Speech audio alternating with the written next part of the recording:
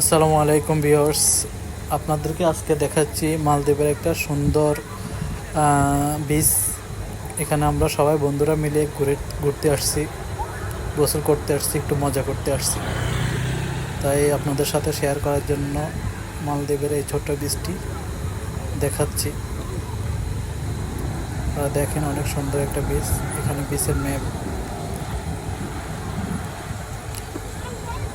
এই বিচটা সম্পূর্ণ বিচটা এখানে সবাই গোসল করতেছে।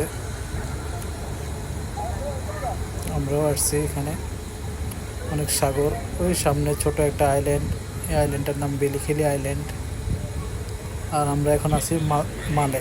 সবাই কেমন আছেন? ভালো আছেন? এটা আমি।